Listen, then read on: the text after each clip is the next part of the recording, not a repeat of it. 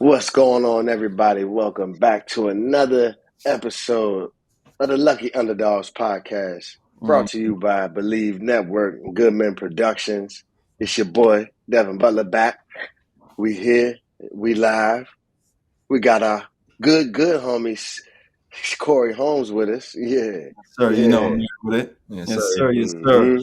Glad to be on with y'all boys, man. You know it's always a pleasure. Hey, it's your boy CJ Always. Prosise, man. You know we back with the Lucky Underdogs, always highlighting the guys who don't get the media coverage, the guys who always don't get the reps, but they get out there when they get their chance, they make the most out of it. So we out here, we highlighting those guys, and we always team underdog. Absolutely. Always team underdog, man. I don't know about that. We ain't gonna give them the sign too yet. They ain't ready for that. Season two. Maybe season two. Season two. Might be a season two reveal kind of thing. Yes, sir, man. So let's talk about this Irish, man. That was a hell of a win. Big Hell dub. of a win. Big You dub. needed that. And I think that was one of those statement kind of wins. We shown that we can fire on all three cylinders, and that's the product that we put out this past Saturday. We saw special teams. We're gonna talk about this guy later, right? Chris Tyree going off, and we saw a couple other guys make plays on special teams. We even had like a fumble recovery in the end zone. I think a guy muffed the punt recovered in the end zone. So like we were actually getting points on special teams. Defense, same with defense. We had pick sixes, right? Like when we getting turnovers and turning those into points. We love that as a team. And then on offense, we actually really ran the ball very well. And, we had some big explosive plays too. So, I love to see that. Absolutely, bro, and absolutely. I think it's the second week in a row we scored on special teams. Right. And that's always a positive, man. You getting a turnover on special teams, man, is always a. Yep. I think if you get a turnover on special teams, I think the chance of winning goes from like 30% to like 80% if you get a special team turnover. So just just having that effort, young guys being out there because those are the underdogs out there that's on special teams, the guys who don't get the reps.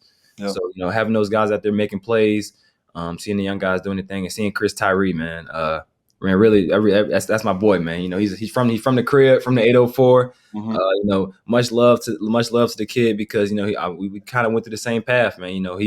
He started running back and went to receiver. I started receiver, went to running back, and it's not an easy transition. He's been doing a great job. He's been consistent. I think he's probably been the most consistent receiver we've had.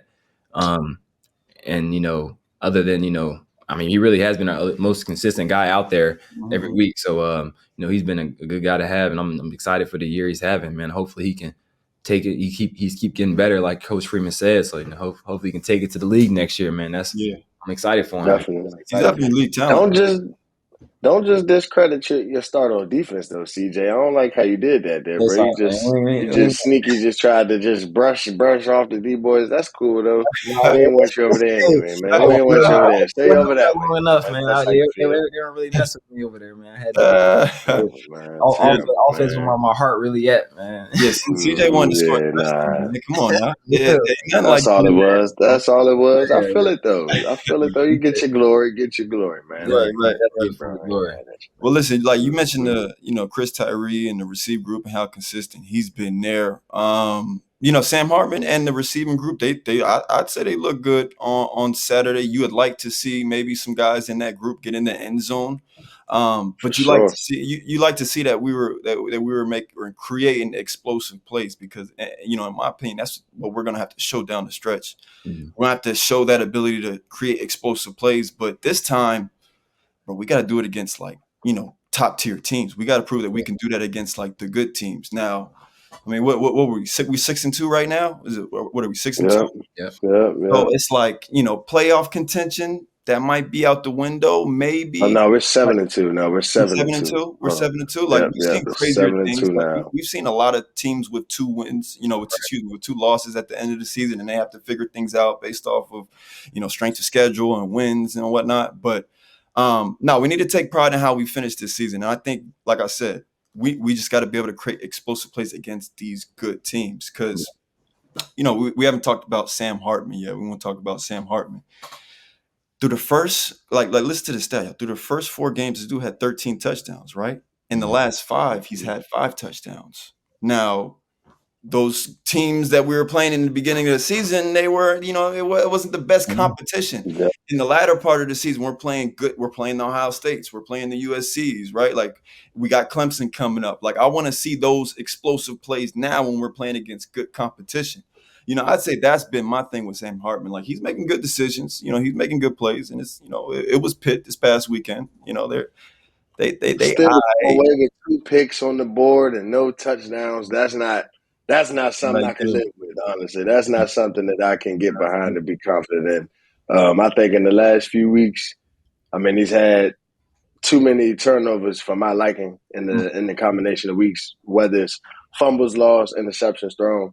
So I personally, I think Notre Dame is out of playoff contention. I think it's going to have to be some really crazy-ish to happen for Notre Dame to sneak into the playoffs. Because make no doubt about it, it's going to have to be a sneak.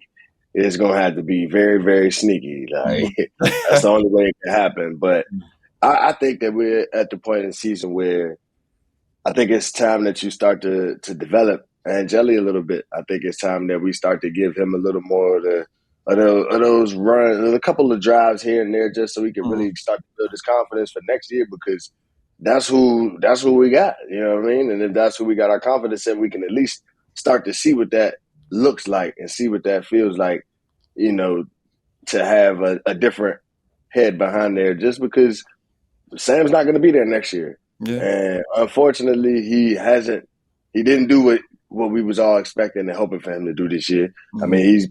He's had some good games. He's put some good tape together, but I don't foresee Notre Dame making it to the playoffs, man. Yeah, and that's the goal every year. What else are we playing for? Not for a championship. We brought Sam Hartman here to beat Ohio State, to beat Clemson, to beat the teams that we were expecting, to be top 5 teams. Right. And right now, obviously he ain't accomplished that goal. But I won't put it all on him. I can't say all the responsibility on him. Those games, receivers there was some plays receivers could have made that they ain't make. But at the end of the day, like we had the team. It ain't like we ain't got the players. Right. It's not like we ain't got the players. So it's like, those games we got to win. It's plain and simple. Obviously it's easy for us to say it, but when you betting it all on that grad transfer year. Yeah. Like Devin said, we lost those 2 games and we kind of out of playoff contention. Now it's like I'm ready for the next guy. Because, I'm ready to see what else we got. We got to make sure we don't come into next year with somebody that has no confidence, no experience. You know what I mean? We want to have somebody that at least knows what those live bullets feels like. Somebody that knows the speed of his receivers in the game and has a little bit of trust with those receivers. And sure, Steve, he's been in there and he's got some tick and he's got to manage some drives. But I think it's time to really let him free a little bit. What else? It matters, not like not the garbage time. That garbage time ain't doing all that. I gotta do is let me get a little easy handoff. I'm gonna throw it deep, like they're not rushing you. So it's like, well, can I play some devil's advocate for y'all? Because look, this is my thing, and I see what y'all talking about. But in my opinion, is it worth not knowing how that experiment will turn out, right? Like, because what you got to consider too is he's gonna have to get that or gain that chemistry with his wide receivers, in game time situations. I wouldn't say that's ideal. And you made the point, Devin. You want him going into next season with some confidence. Now, like, let me share this perspective with y'all and get y'all thoughts on this. Do you think if we finish out this season, we run the table, finish out this season only with 2 losses, go to a good bowl game, win that bowl game, and then we just go into season with that confidence as a team, as a whole, that like, we're going to be a contender next year, and then he's the guy that steps up and just takes the helm then. Like, that'd be a good situation too, though, wouldn't it? Yeah. I think, I'm just going to say, like, well, in that case, for him, he can't even really think he's going to be a starter, though. Yeah. Because just like they did last year, they might just go and get somebody else. Portal. Yeah. Yeah, so, exactly. So you think this is like a valuable time for him? For sure. Yeah. And and to your point, man, like obviously, like we want to finish out the season 10-2. Yeah, That's that's what I'm like saying. We have that opportunity. I'm like, we could do that. That's the goal, obviously. And I know We got to. Freeman, Got to. obviously wants to finish out the season 10-2. And I mean, we just talking, and obviously Sam Hartman's going to be the starter, but I think, I just think the difference from cause Sam Hartman's not really doing a lot. It's not like right now our run game is keeping as far as offense, our run game is keeping us afloat. And our O-line, our run game is keeping us afloat. And Sam Hartman is kind of just there right now. And the defense. Don't forget about defense, basically. So, I mean, a change really might not make that big of a difference. Yeah, no, you're right. Like, let me give you my piece. I was saying, I felt like our offense right now is like you can definitely just plug and play a quarterback. Yeah. But I also think that's the problem, though, right? And that's why I don't really want to name Sam Hartman.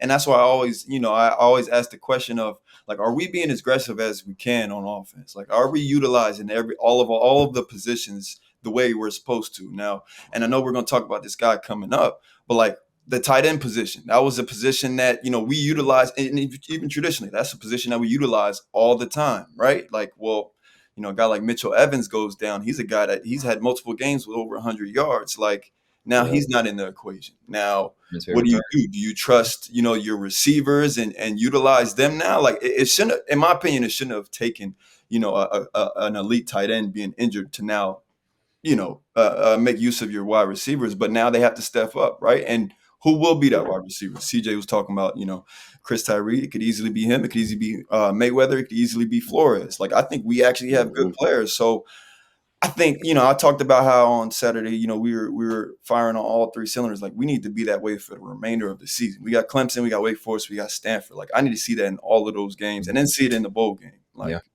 that's just where we at. That's where I'm at with it. Yeah, definitely. I agree. And I think, honestly, that, I'm still going to advocate for Angeli getting some time that matters, because you want to see how he makes those decisions when it's the crunch times of the game, and not just when it doesn't matter. You want to see when it's got some real stakes on it, how he steps up as a leader, how he shows himself. So I think that's important, and that's just super valuable for going forward next year. And that still gives you confidence, and he can still give confidence to those receivers. I mean, it's not like he hasn't been with those guys all year long. He's probably been taking some of those number one reps just off of the strength of, how the season goes. So I definitely think, we definitely want to finish the season strong, 10-2. But I think if we were to finish 9-3, but Angeli came on strong in the last two games, I think that's even better than finishing 10-2. I think if he gets the confidence to be like, oh man, I can come in here and dice this shit up. You feel me? Like, he goes in there, has a 3-touchdown performance in one of those games, or 300-yard performance in one of those games. I think that does more for Notre Dame in the long run than it does to keep Sam Hartman in the driver's seat, and we skate by and barely win 10 and get 10-2 with some lackluster wins. Or even if it is some good wins, I that's just my personal belief on that. Yeah. And I mean, I think mostly, man, I think going into this last stretch, it's just, offensively, like, I think our O-line running game, we really got that kind of on point. I mean, right, like, we kind of, we got a stable of backs. We got a good O-line. We know we're going to lean on that. But I think, going forward, this, quarterbacks aside, whatever, Hartman, Angeli, whoever it is, the receivers, I think if it's their time to step up. I think that's really, we've been talking about it all season, but there's a lot of young guys in that room, but I think it's really time for them to step up and show like who they really want to be. Because, we're not counting this season out, but, they all young, and I don't think any of them going to, I think Jaden Thomas is the oldest one. I think is he a junior? Is he a senior? I don't know, but like, I think so. I think he's a junior, but like, so we still got most of them guys coming back as far as in that receiver room. So I think those are guys that really need to step up and get their confidence up because, and to Hartman's credit, like there's been some passes there's a lot of passes that should have been caught, like definitely on them deep balls, contested catches, 50-50 balls. So, I think that just goes on the guys, on the receivers. Because, Mitchell Evans, he's caught a lot of 50-50 balls this season, a lot of one-handeds, a lot of plays he wasn't supposed to make, he made them. And, that's going to hurt having him go down.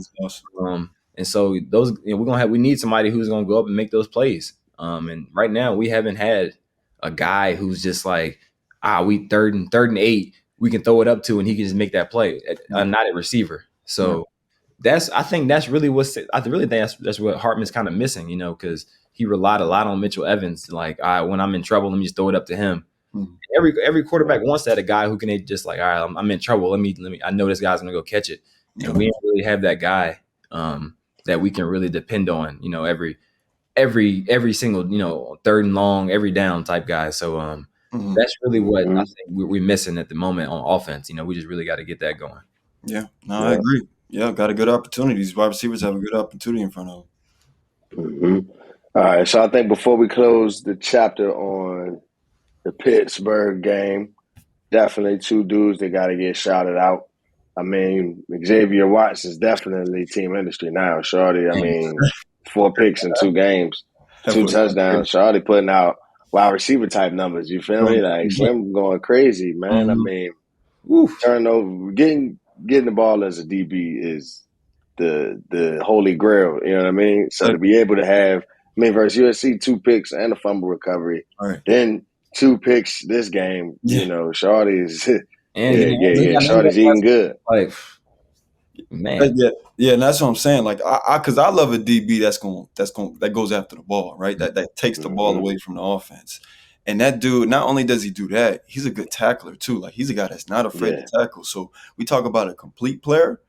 That's what Xavier Watts is, bro. Like, I'm really excited to see him at the next level because he definitely league man. Like you said, he Hollywood. He got it. He team industry. That NIL money probably getting good for him and all. Yeah, right. Shout out them DBs, man. The secondary's been looking real good this year. I must say, honestly. What's coach name? Shout out to them boys, man. Coach Mickens or Mickey? Mickens, Coach Mickens, Mickens is he got them boys on point. Yeah, I heard he's a candidate super for point. Defensive coordinators coming up next year. And I heard he's a hell of a coach. I never got to meet him, but I think Dev, you talked about how good of a recruiter he was and a guy that he was. So, like, to see what he's doing with our DBs, we ain't never had no DBs look like this. Yeah, right. Just taking the ball. Oh man, we're getting it's nothing against the guys we had. It's just like it's just a mindset. We just never. Them boys is his dogs out there. We ain't talking about that. We just ain't have that mindset. It's like going to get the ball. I feel like it was always it was just kind of like we weren't about going to get picks and just knock the ball down. It was like, bro, what's the matter? We was hitting LB. Like, they was just LB. They weren't trying. Swatting. We had hella breakups. I'll attest to that. We was definitely in the breakup gang. But listen though, man, them boys they firing on all cylinders. Like, from the safety position. Even Thomas Harper, I can't not shout him out. I had actually met him a few years ago. He used to train at the Wood Gym. I don't know if you remember him. What? The Wood Gym? Yeah, number 13. Yeah, he used to train at the Wood Gym down there. Petroni from Knoxville, bro. He went to Oklahoma State. Fifth year guy. Yeah. I had the name it sounded familiar, but then I looked it up and I was like, oh yeah, I definitely remember Buddy. He was like Ashland and them's age. Like, he was young. Yeah. But yeah, man, he doing this thing playing a nickel spot. So shout out to those DBs, man. And they definitely who we got is, we brought his name up a few times, but I feel like the underdog of the week, definitely pretty obvious. Dude scored on special teams. He scored all on special teams and on offense this season. He's definitely been carrying a lot of the workload for the playmaking abilities of the team in general. That boy Chris Tyree, definitely the underdog. It's funny because he make a lot of plays that he really ain't gotten a lot of love too. He's been making a good amount of plays. I think. I don't know as far as the stats wise, but I'm pretty sure he's probably the leading receiver. Because I don't know who else would be. Maybe Mitchell Evans might be close, but everybody else, like, he's been. Yeah, it could be Mitchell Evans. Every game, and it's definitely Mitchell Evans. It's definitely Mitchell Evans. In yards and receptions. But he's right up under. He's catches. right up under. He's got 5 less yards, 10 less catches, but he's got 2 more touchdowns. So I mean, one of the most productive. He's been real productive this season.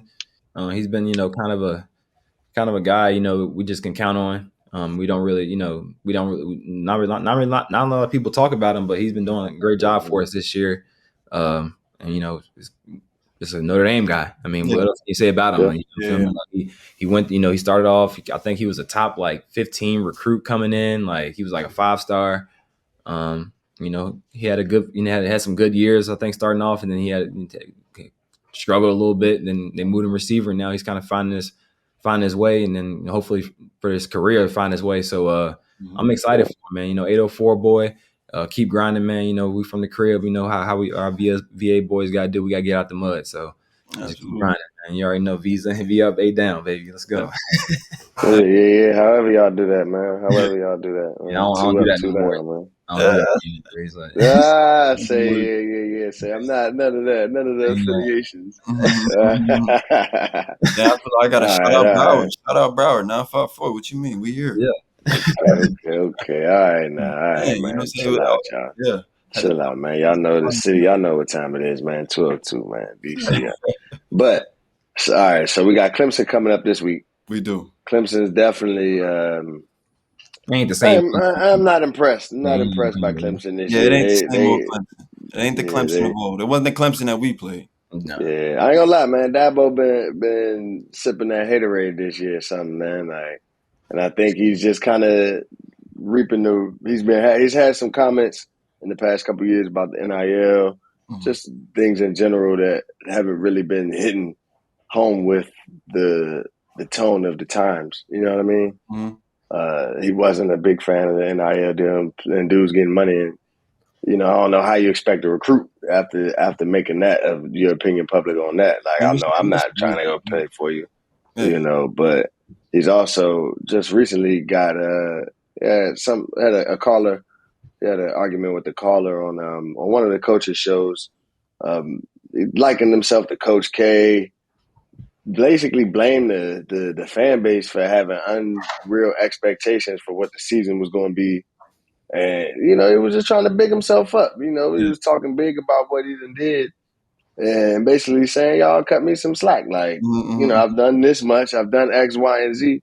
I deserve a little bit of reprieve. And, I don't think people is too much feeling that, man. I'll tell you what, he don't sound confident in his team. That's what he don't sound, right? Like, because I had heard from what I had seen, he feels like you said, Devin, that they're having unrealistic expectations. To me, what that sounds like is he already just writing off the season. I'm just like, why is this your energy? Why are these your comments heading into a big game against Notre Dame? Like, y'all at home, like. Mm-hmm. Again, you have 4 losses right now, but if you win out, you'll be bowl eligible. Like, I don't think it'd be a season necessarily that you would just write off and consider a failure, right? So I think what he needs to do is just cut out the noise. Like, cut out the noise. Why are you letting some random caller hater, right, just get into your head? But to me, we obviously Notre Dame fans. I think this is the best thing in the world because as a player, I'm like looking at him, like, coach, like what you don't believe in us or something?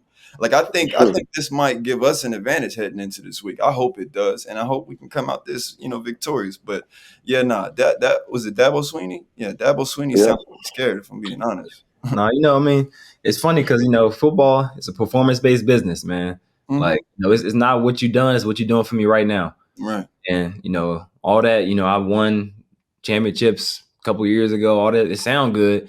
Yeah. But at the end of the day, it's like, hey, who winning right now? Mm-hmm. Who gonna get me to that place right now? And that's what recruits looking for. And who gonna give me that bread right now? And that's what recruits looking for. Yeah. So, I mean, all his comments. Obviously, his Dabo, he an old school guy. And I respect a lot of Dabo because his story, he came out and started like a walk on, and he walked on, did all the little graduate assistant stuff, and he a real football guy. And like you appreciate people like that, but at the same time, it's like gotta be able to evolve. We're in a new age now. It's not it's not 20. It's not even 5 years ago. It's right now. It's like it's completely different. and you in a new age, so you gotta adapt, you gotta learn. If you don't, you're gonna fall behind. Recruiting is everything. I mean, 'cause like to your point earlier, Jeff, how you gonna recruit guys if you're saying you're against the NIL? How you gonna recruit guys if you out here publicly saying, it's the fan base's fault why we're losing? Like, come on now. Like, what you mean? What does the fan base have anything to do with what you guys are putting on the field, week in, week out? Doesn't sound like a guy at least I would want to send my kid to play for, because you're showing me this is what you're going to be saying, like when things go left and when things go bad. I don't like coaches that are all, that show that they're flustered, when things start to go left. Now let's stay calm, cool, collected, finish the season out. But like I said, I got no problem with it. Right, I want to go into Death Valley and blow them out. I got no problem. Oh yeah. We'll take a confused Clemson team and go in there and spank them real quick. We need all emphatic victories for the rest. I tell you what, giving them a losing record would be nice. They'd be 4-5 at that point. Yeah, they wouldn't like that. It's funny though, because he won't know what to do. Can you imagine what the caller's gonna be saying next week when we beat them at Clemson? Oh my gosh, bro! He done set himself up. He set himself up. He did. He really harassed weekly. They're gonna be screening them calls like crazy. They're gonna be screening the hell out of them calls, man. Right, for real. The crazy part is that it took it took them to get it took them this long to get to the national. Like he said, it took them 150 years to get to them 2 national championships or whatever. But that's what the fans expecting now. Just like Notre Dame fans. Every year that the season starts, Notre Dame fans expect us to win a national championship. It don't matter if we ain't won one in 30 years because we haven't. Right. But every year we expect to win that month. We expect to win it, right? And he giving those fans that expectation. So you set the standard. So you gotta, if you ain't living up to it, you can't get mad at the fans. Yeah, right. The mark of greatness. The mark of greatness is consistency. It's consistency. And, exactly. You've had 12, 10 plus win seasons in a row. That's pretty consistent. So you're approaching that greatness, and when you approaching greatness, the expectations change. Right. And I don't know how. I'm sure he knows that because he has those same expectations for his players.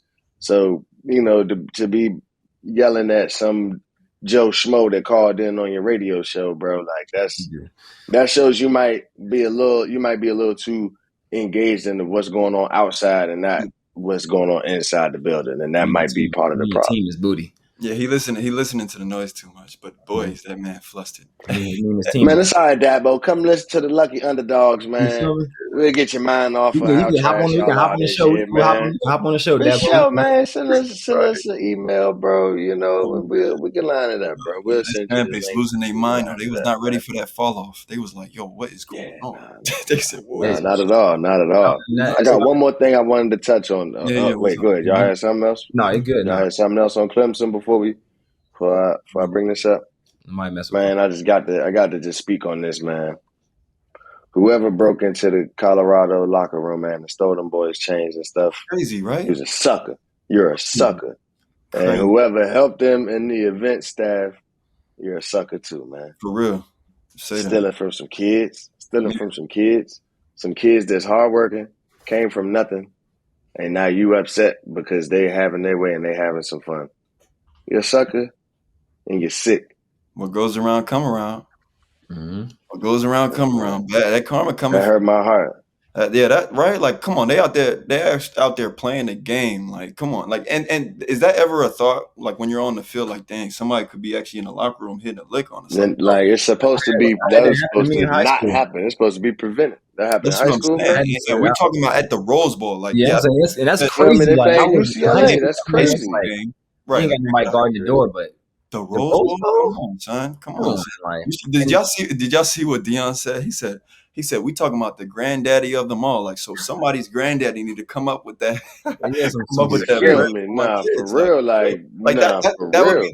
be the only way to right this wrong. Either the items actually get returned or the Rose Bowl reimburse them boys. Like, they got money. Yeah, it's gotta be. The insurance claim we filing is going crazy. Right. Like, the insurance claim is up.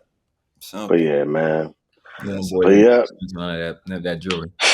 It's crazy, man. But that's all we got for y'all. That's because I'd be mad. My chain, my watch, all that. What? Oh, they wasn't messing with I work hard for this, mama. Boy jewelry either. Like whoever they came up on a lot of They bread. came up on them. They hit a lick.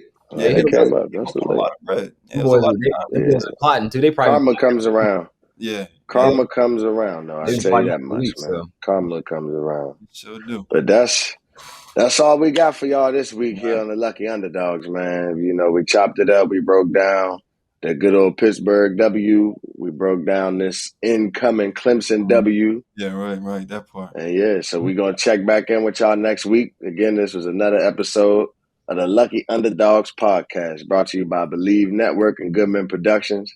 It's your boy DB Devin Butler signing off. DJ, we out of here. Take Yes, it easy. sir.